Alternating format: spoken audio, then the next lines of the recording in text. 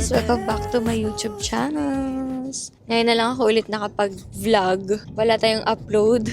2 linggo na. So, naisipan ko ng kapag-video kasi lately medyo na-busy tayo sa ating cookie business. So, wala akong time mag-shoot and mag-vlog. Yung aking normal ganap kapag kami meeting sa FWD. Kasi nagkaka-meeting lang naman kami at least twice a month. Usually, Saturday naman yun. Kaya, meron akong kasama. Kahit ang mahal ng gas, sinahatid pa rin ako. Umirap, guys. Umirap. Anyway, so, babalikan ko na lang kayo ulit. Kasi, mabiyahe lang kami. Medyo na late na nga kami. At may nakalimutan pa kami sa bahay. Kaya bumalik pa kami. Nabot na kami ng 7:00. So, ayun lang. Balikan ko kayo. Bye! Sabi ni Doc, yes, kasi anatomy mo na yung may problema. Mabibigyan kita ng medicine pero it will only attach, assume, complete documents.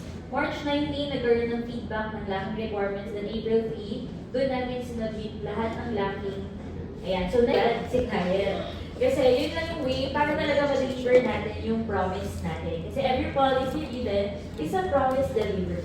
Take pride in every signature, in every meeting, in every closing that we do. Kasi talagang totoo na may claim. Basta may integrity yung application.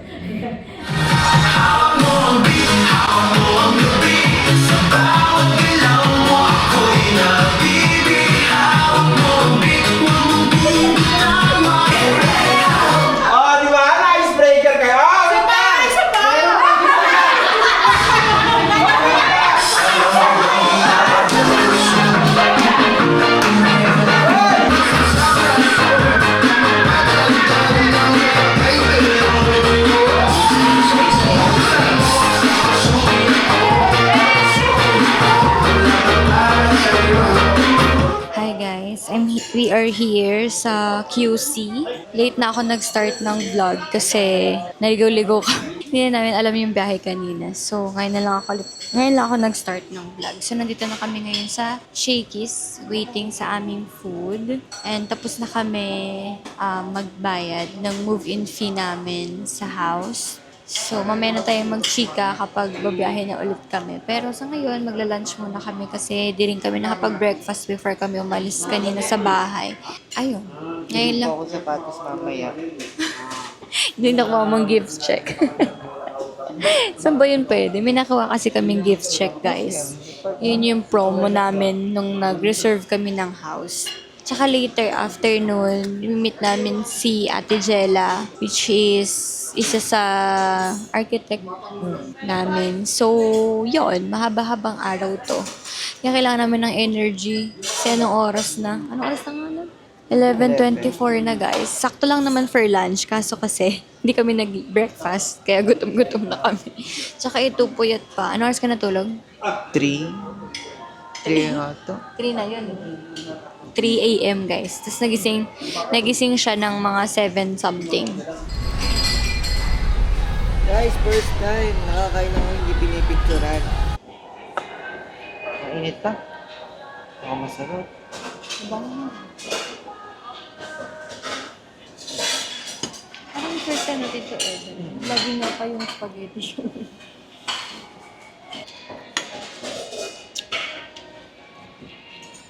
Testing naman sila. Hello, hello. He. Mic test. He. Okay siya.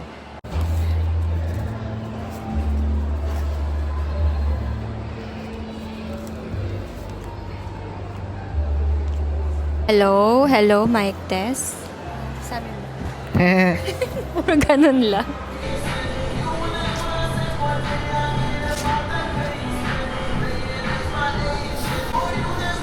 Try ko yung isa. Bali na mas maganda.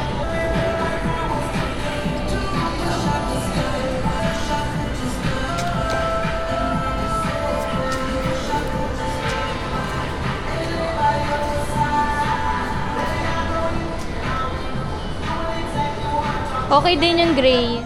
Mic test. Mic test. Oh my God! I'm so happy guys. Kasi finally, meron na tayong panibagong mic. So, ito yung bago nating bili. So, ang binili ko lang muna talaga is yung one receiver and one transmitter ng DJI Mini. So, kasi ayokong i-risk yung mic 3. Una dahil wala pa talaga akong budget para sa mic 3. Pangalawa is, yun nga, actually yun lang talaga. Kasi, yung transmitter kasi ng mic 3, pwedeng 4 na mic. Pero dalawa lang yung kasamang mic doon. So, bibili ka pa ng ng isa pa or dalawang microphone para nga pwede na siyang tag-iisa kami ng microphone. Pero since wala siya sa budget, sabi ko parang hindi pa ganun ka worth it na bumili ng ganun kamahal pa. Kasi halos abutin din ako ng 20 to 25,000. Wala tayong ganun, B. Kaya dito muna tayo sa 2.5. So bawasan natin ng isang 0. Maganda naman siguro siya, no? So nakakatawa kasi at least kapag babiyahe kami, pwede akong mag-clip kay Renz para at least kapag kami gusto siyang sabihin, kahit nagda-drive siya, makakapagsalita siya. At saka maririnig niyo siya. Kasi yung last time, di ba, ginaganon ko pa yung mic. Anyway, so, dito sa aking Osmo Action 5 Pro, dalawa na yung mic na nako-connect. Kasi sa mismong device, dalawa yung mic na pwede mong i-connect. So, pero itong binili kong DJI mic mini, dalawa din yung pwede mong i-connect doon sa transmitter niya.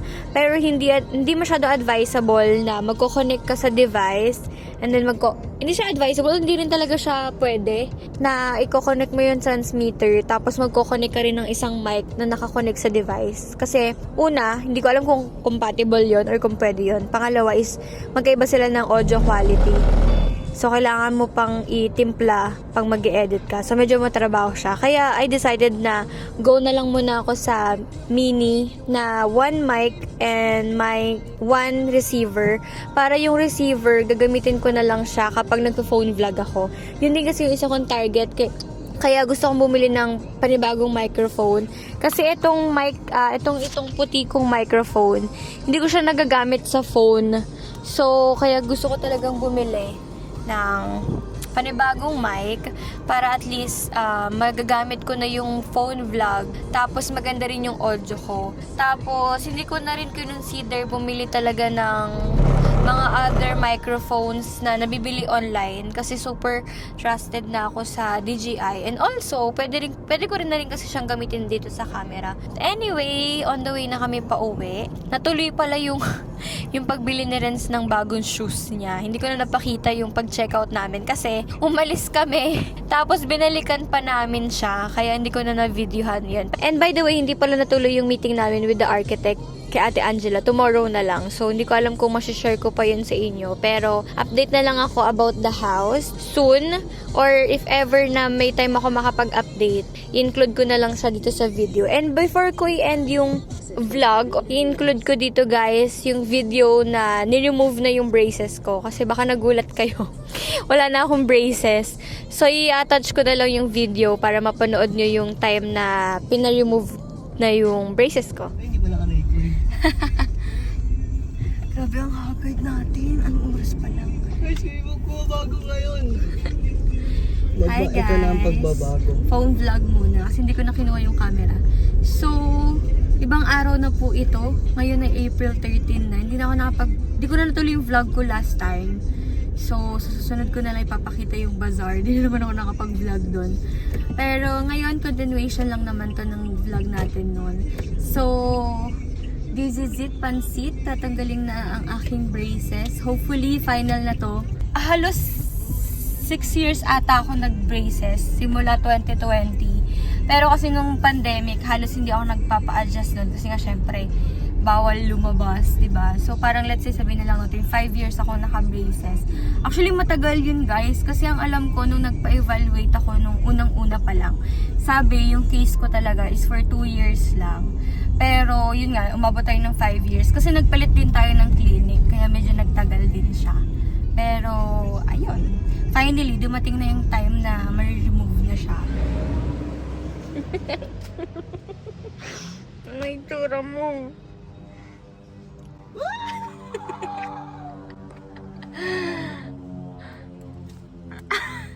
ka sanay nga. Sino ka? Ano yung reaction na yan? Sino yan? Ba't ganyan? Parang hindi mo alam kung maganda o ano. Maganda nga, bagay.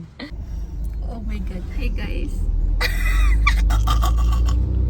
Hindi ako sanay. Hala.